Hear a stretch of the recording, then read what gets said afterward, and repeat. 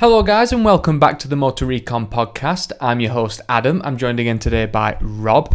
We're doing a little bit of a topic that interests us both today. So, well, not that they normally don't, but this one we're going to cover off sort of cars that are being continued, like modern continuations of a classic car being built, how they used to be built back in the day. Yeah, it is interesting because I know with the classic car sort of communities and things, these are quite often contentious. Yeah. So I think people see them as, then this is the thing, when does something stop being a faithful homage to obviously the original, and when do they start considering things replicas? You know, would you consider it a replica, or as these companies quite often package them as more of a continuation of the original line? Yeah, so what we're going to do is we're going to cover some that actually already exist or are planning to be done, and then some we would like to obviously bring back ourselves. If we had the choice and those companies were willing to do it, we'd give it a shot. Yeah. So I'll let Rob kick off with one that I know you're interested in. So your favourite one. So one of my favourite ones, which was announced relatively recently, was the creation of some new Aston Martin DB5s. But not just any Aston Martin DB5s. These are replicas of the Goldfinger edition. So the actual James Bond car with the... And it has all the gadgetry, which obviously they can legally and in all good conscience allow a person to have. Yeah. So only 25 will be made. Yeah, so it's a good number. It's a limited run, but not stupidly limited. And it comes with replica machine guns, which pop out from behind the front indicator headlights, like on obviously what you see in the movie, the oil spray system that deploys from behind the taillights and the smoke screen. Yeah, and also revolving plates as well, number plates as well, which we just discussed. I think they are going to have to all be the same number plate for obvious legal reasons. You can't go going past a speed camera and change your number plate to something else. I'm sure a lot of legal wrangling had to be done to get this car made road legal, and I'm sure there's all sorts of little compromises that have had to be made to make sure that it obviously complies. Well, I think with this one as particular, like you mentioned earlier, I don't think this will actually upset maybe your purists, because this isn't an exact continuation of the original DB5. This is obviously from the movie one, so it's not going to upset the purists in the sense that it's taking anything out of their original DB5s. No, they're different. They are different, and this obviously it's a homage to the movie one, so I think people or fans will like it for that aspect of it. Even original DB5 owners, I suspect, would be quite interested in something like that. The thing I've always found interesting about these continuations of original cars, especially the ones that are faithful to the original that took place, is you do get to see them literally factory new, as if you were there, 50, 60, 70 years ago or whatever. It's brand new in front of you. Because, this, other than the gadgetry, this is being built how the original was made, so it's obviously being done by Aston Martin Works, where they do proper metal rolling out the sheets and things like that to make all this bodywork as it was and as it should be. It's true craftsmanship. Yeah, and they're dying out, unfortunately, but these guys are having a crack at it, and I think that will be a big hit amongst... I assume they're already sold. I can imagine they will... I can't imagine them not being sold. No, like you were saying, if you had the money, you'd just buy one. You would. Because it is pretty good. So just moving on to the next one. So this one actually has now been confirmed, but this is from Bentley. So this is the 4.5 litre blower that Bentley have decided they're going to make 12 examples of. And as this article states that we're reading, they're already sold. Yeah. Obviously, they say the examples that they're building are based on the 1929 version from Team Blower, which obviously was at Le Mans. It will have the 4.4 litre or whatever, 4-cylinder engine blown naturally. It's kicking out 240 brake horsepower. Yeah, so they're trying to keep it as it was. Yeah. And I think as well, I haven't read this article fully myself, but I'm pretty sure they will build it in the same sort of remit as the original as well. And I'll say we're both quite big fans of the blower, just respect it for what it was. But that is we both saw the Bentley blower a few weeks back at Blenheim Palace. Yeah. When we were at Salon Privé, and I've always had it in the back of my mind that it was one of those cars that was prime for this sort of work. Thing. Yeah. So I'm glad to see it being done. And it seems like it's obviously getting well, it's even been done by Bentley itself. So It's the full business. it's the full business, yeah, and they're doing it as it would do, and because it's been done by the actual brand, not a third-party company that's just doing a replica. No. And this is I think that's the thing that probably is worth discussion. Cause how do you determine if it's a replica or a continuation? Because like the DB5 and this, they are being built by the original manufacturer under the original rules. So technically, it's not a replica, in my mind. I think we're going to be moving on to the next one after this, which is obviously Jaguar. Jaguar are well established within this arena. They've obviously either got ones in the works or ones that they have done for quite a few examples. And one of the ones I find interesting is, well, we'll go through the list of the examples that they've got. We'll start off with the first one, which I know you're interested in, which is the lightweight E-Type. Yes, so this is sort of like the racing variant of the Jaguar E-Type. Now, this is where it gets interested because the project back in sort of the original run in the 1960s was to make 18 of these. Yeah. Only 12 were ever built back in the day. They just completed the original run. Yeah. So I would argue this isn't a replica. They're completing an original run. Yeah, and because as well, again, it's the original company doing it under the original same rules and the same building methods as they had back then. I would consider this to just be a new car, but finishing the job off. Yeah. Now, owners of these original cars, whether they'll like it or not is another matter, but I think if it was originally built in the 60s, obviously it would probably be worth significantly more because it's had that sort of... Sure, it has the pedigree. It's had the pedigree and it's done things like that. It. Whereas these new ones, I don't know how they go about registering them because obviously they have... Obviously, it's an old car. I don't know if they'd be able to do it. Class it as a kit car, perhaps? Who knows? I'm not sure. I don't know into the legality behind it, but it's interesting that they actually are doing it and obviously they're being allowed to do it. As you say, the other one, which they have as well, is the Jaguar XK-SS. Now, anybody who knows about Steve McQueen knows about the XK-SS. Yes. Famously drove one, and it was sort of the successor to the Jaguar D-Type. So you can tell, looking at it, that it shares significant cues to the Jaguar D-Type. I would say that this is the car that helped inform what the E-Type would be, what it would become. Yeah, no, I'd go with that. So, yeah, and obviously this is another one that they've done a limited run of. It's a cracking looking car. Oh, yeah, without question. Yeah. So the one that they've actually just announced, I wasn't aware of this until we started doing some research into this, but Jaguar themselves have actually confirmed that they're going to do a continuation of the D-Type, which for me is my favourite classic Jaguar, actually. Oh, yeah, me too. I prefer it over an E-Type even, which is controversial, I probably guess, but... I don't think that is controversial because as much as I like the E-Type and as much as I respect it for its credentials during its day, the D-Type certainly has more pedigree. It won 3 Le Mans sort of race. It won 3 Le Mans races. Yeah. It has racing pedigree just oozing out of it. So yeah, it's great to see a bit of a run on this. For this one, they're actually only doing 25. So this is going to be the most common of the sort of remakes that we've seen so far. But even still, well, the Aston is the same amount. But as well, they've only done 75 completed classic cars altogether. Yeah. So all 3 models, they're only done 75. Yeah. Which I don't think. Well, no, actually, just having a look at some of the Jaguar bump. It says in 1955, Jag planned to build 100 D-Types. Only 75 were completed. Oh, again, so they're just finishing the run. They're fulfilling the original run. So again, I can't see a problem with that. I think was it the C-Type that had the.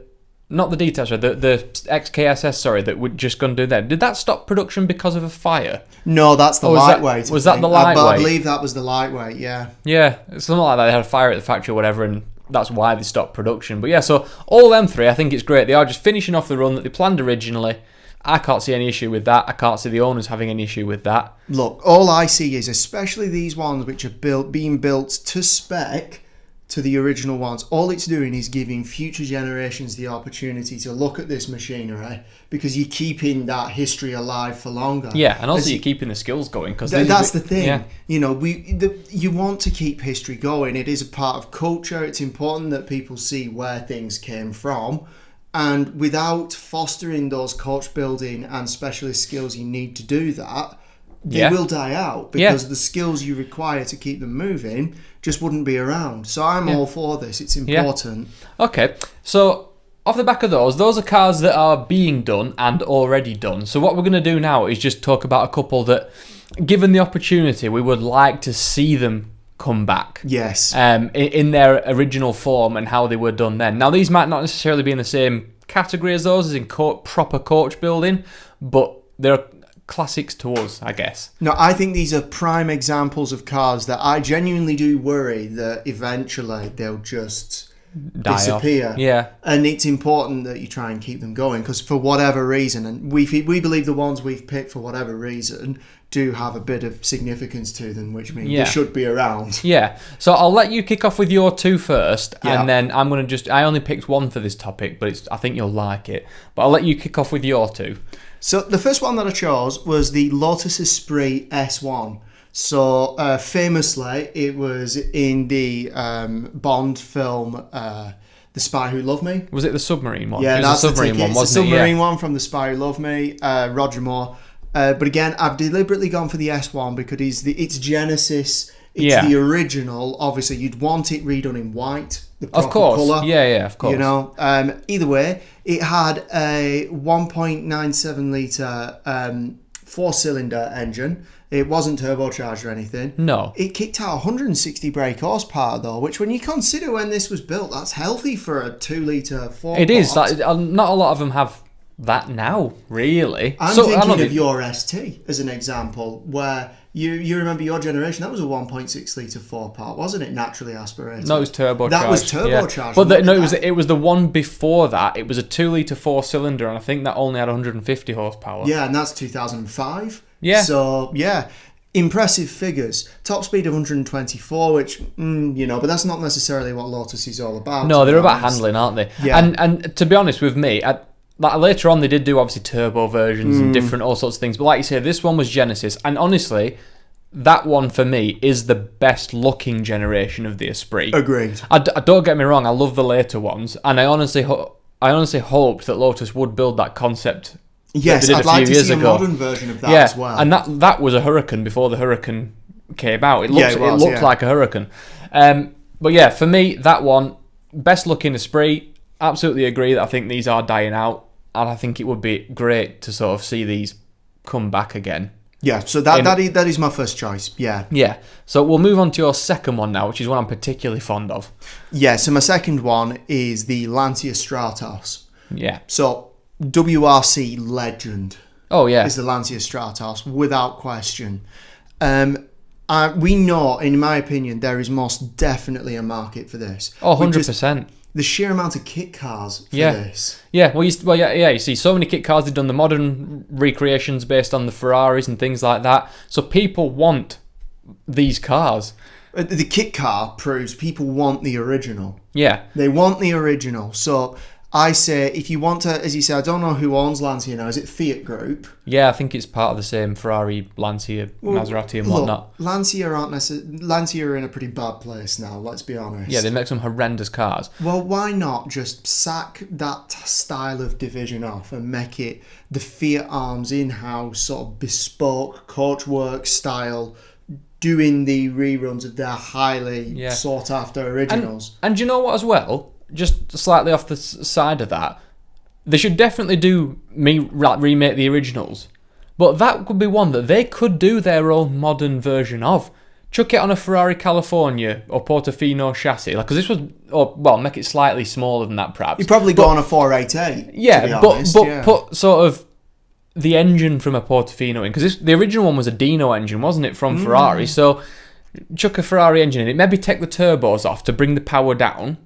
Just have a naturally aspirated just make little... it your sports car level. Yeah. Go against Porsche with the Cayman, for example. They could genuinely do that, and I honestly think it would sell. But yeah, I think they should definitely do a remake of the original, because I love it as well. Great looking little car. Yeah. Always renowned for being a nightmare to handle and drive. But I think you're right as well. Bringing the Lancia brand back as sort of the Fiat/Ferrari group sort of sub-level sports car brand is smart. Because I might add as well, although Lancia as a name has gone through difficult times, everyone still likes Lancia. Yeah. Everyone has a soft spot for Lancia. And as well, think of the parts bins they've got. They've got Alfa Romeo, they've got Ferrari, they've got Fiat, they've got, not that you want any Chrysler bits in it, but they've got Chrysler, and they've got some serious money behind them now. It's also, it's not like you're going against the company's original name, because as you say, the original Lancia Stratos borrowed bits from Ferrari itself. So yeah, so they quite happily go. You could borrow bits from Alfa or Fiat, and people wouldn't mind, because that is actually, in some respects, playing into the brand's heritage. Exactly. Making the best of what you've got. And I think they should do that. And what I didn't know is they only made 492 of the originals. Yeah, it was part of the homologation rules for the rally. Yeah, for the rally. So they made the minimum of what they had to, I believe. Okay. Well, So, I genuinely didn't know that. He won the World Rally Championship in 74, 75 and 76, so it's not messing around. It's not bad going, is it? Obviously, they've had great success with other cars as well, like the Delta Integrale and the 032 and whatnot. Well, again, that could springboard, as you say, with the modern makes of those.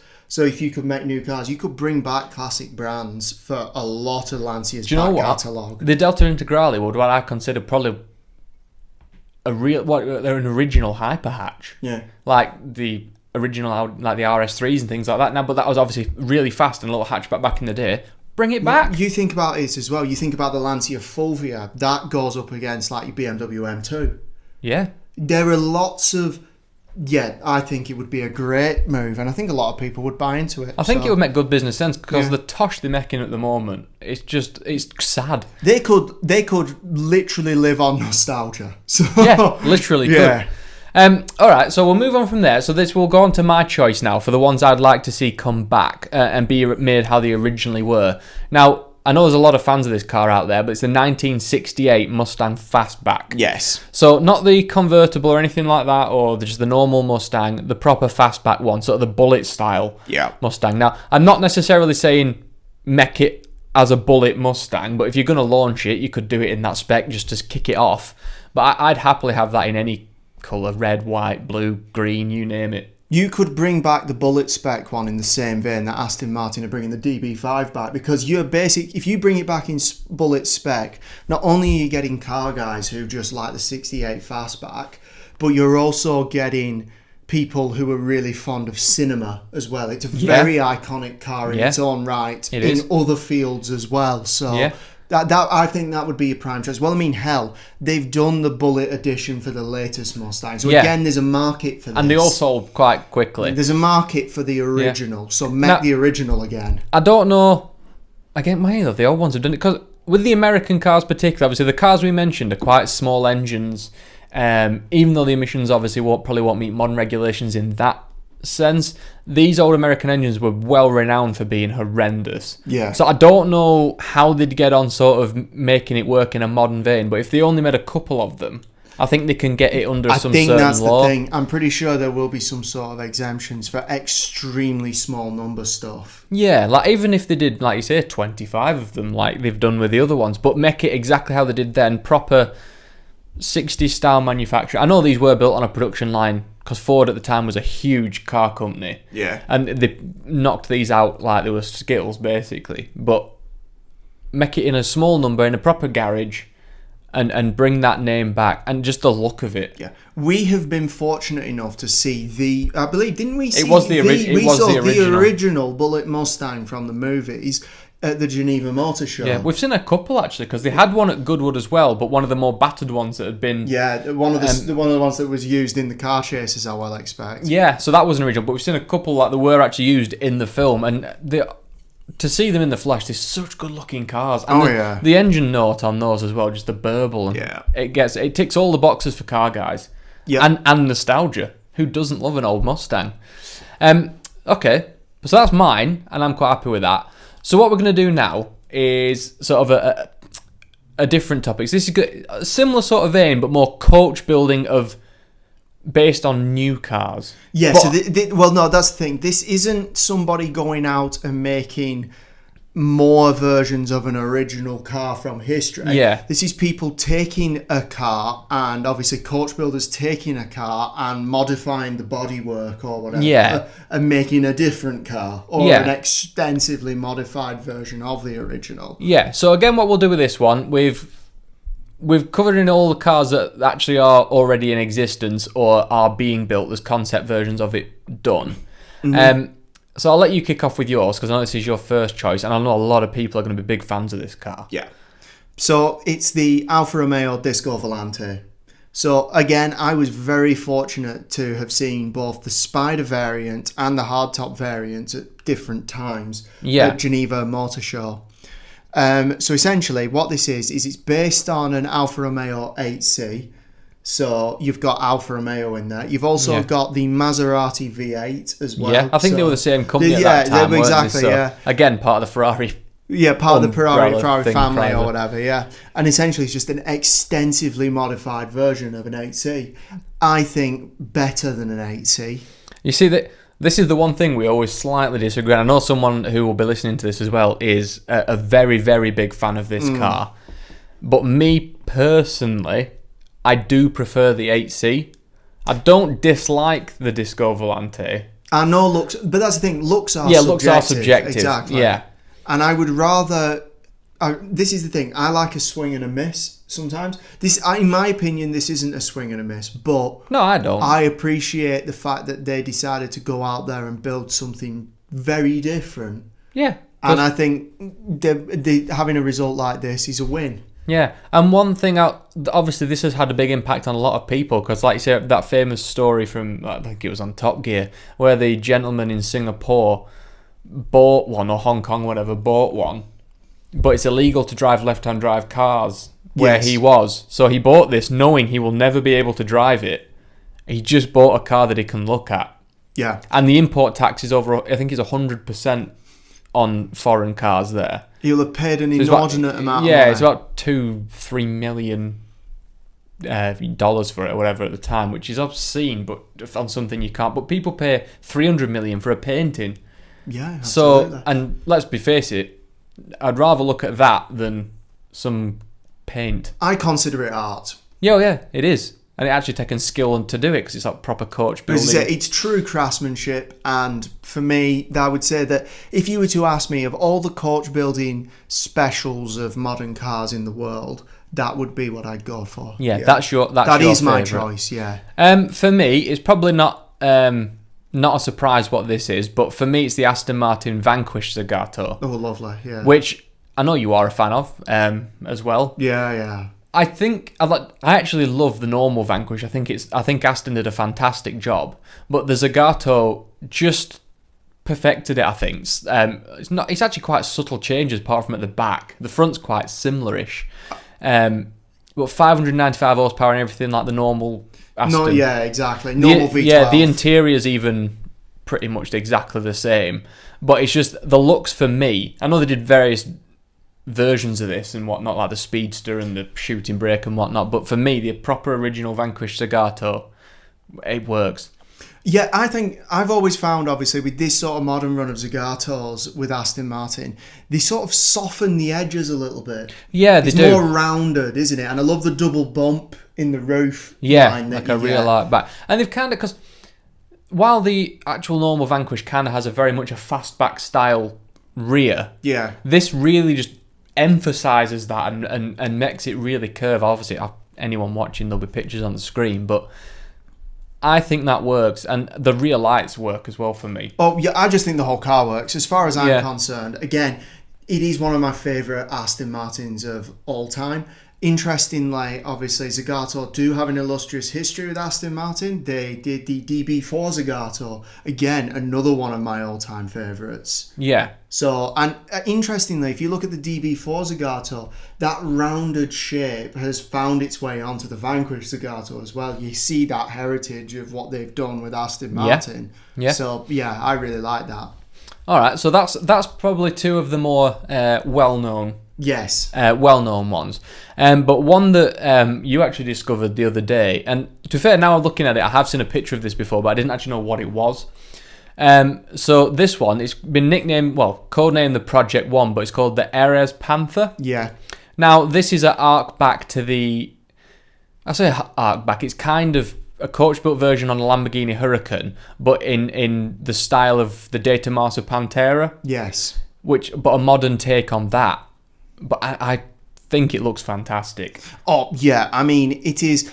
You can tell it's a Hurricane, but it's also a significant departure from a Hurricane. So don't go into there thinking it's just some weird little... I'll put some pictures on for anybody watching, but the interior particularly, I know you're a fan of. Again, I'll pop pictures up, but it's just like they've changed it completely from what the Hurricane is, other than the start-stop switch from the engine, which is the standard one. But the one thing for me and you that got it is pop-up headlights. I know, right? How on earth they've managed to get that through modern crash tests and whatever. Or even if, man, they might not have to for coach building. I don't know what the rules are. Don't care. No, but they've done it. Yeah. But the RS Panther, and it looks absolutely fantastic. Pop-up headlights, great interior, and styling to die for.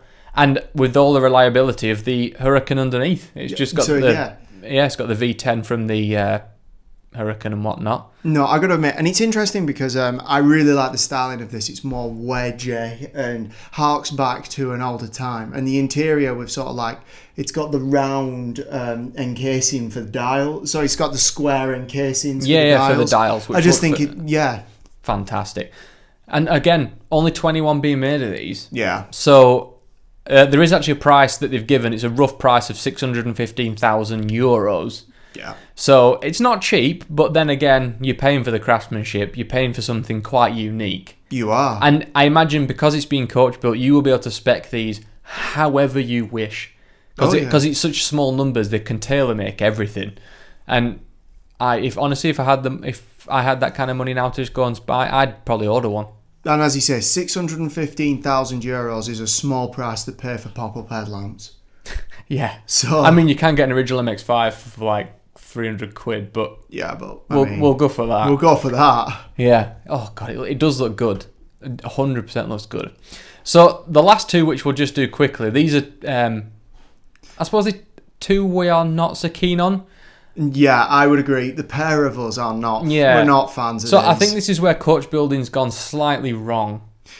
In our opinion. We have a theory as to why in this case, though. Yes, because they're both based on the same car. Exactly. So the first one, which I've seen a couple of these now, is the Zagato Bentley Continental GTZ. Yes.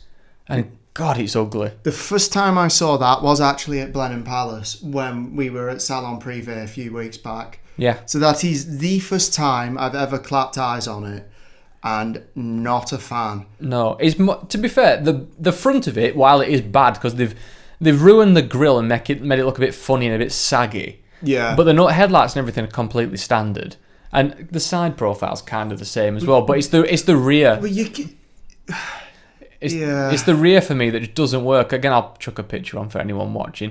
It's all very Bentley underneath, but the bodywork just doesn't do anything. You can notice that it is absolutely Zagato because it has those double humps in the roof. Yeah, I think that's a signature for them, isn't it? Yeah, which obviously that is similar to if you look at the Vanquish Zagato. But if you put these two side by side, because in theory it's like working on a similar car.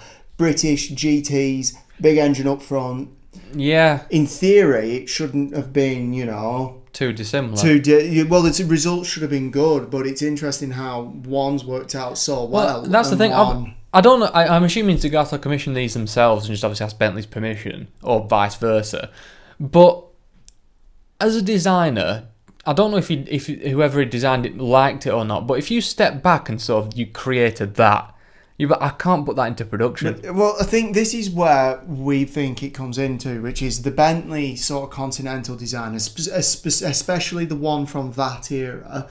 Yeah. It's very difficult to meddle with without ruining because it's borderline not pretty to begin with. Yeah, so all you're doing is adding to the You're just going to add misery to the problem, aren't you? It's one of those. Look, you would have to do some horrific things to ruin a Vanquish. Oh yeah, you're starting with a good platform. Yeah, and credit where it's due. They've just made it, in my opinion, better. But it's very easy to ruin a Continental. They're very spec specific, in my opinion. Anyway, yeah, you can ruin them just by putting a bad paintwork on it. Yeah, so which speaks for it a lot. But the new one particularly, they've designed it and it looks good from the get go. So I hope nobody tinkers with it. But we have a second example, which I think hasn't worked. There is others that we don't like, but we've already spoken about them in the past, like the Ital Design DB7 Oh, God. hideous thing from Blenheim. But so I'll let you just cover this one because this is from a different take. So, you're interesting. This is from another coach building company. Again, ironically, these are the main two coach building companies that we've covered in this episode. Yes. So that is worth noting because also Turing were responsible for designing the DB5 back in the day. Yeah. So and they did the Disco Volante exactly, for you, yeah. So it's interesting. Either way, so this is Turing's go at a Bentley Continental. So it's the Turing Superleggera Bentley Continental Flying Spur. This is a shooting brake. Yeah. So now, while that's better, it's way better than the GTZ. still not good. But it's not good. Obviously, the front is standard Bentley, so nothing wrong there. But they've added, like you say, the shooting brake end to it. And Front and side profile are good. It's back that I struggle with. yeah, it just... I don't know, the proportions don't seem right. It's like they've done it and then they've just plonked a boot lid on the back but tried to keep the Bentley Flying Spurs boot end. Yeah. Which they obviously have done, but it doesn't quite fit Yeah. on the back. So it again, another interesting thing. Like it's gone from Touring, which have done such a good job on the Disco Volante, but they've started from an already good platform, which was the 8C, and then they've now done this to the Bentley, and again, I think ruined it. And you've also got Zagato, who obviously attempted to do the same thing, do a coach building sort of special with the Continental, and it also fell apart. Yeah, so this probably is more down to the, like I say, the design of the Bentley to begin with. Yeah. But it's too much of a common denominator, I think. But two massive names, and they've both fudged it. Yeah. To us.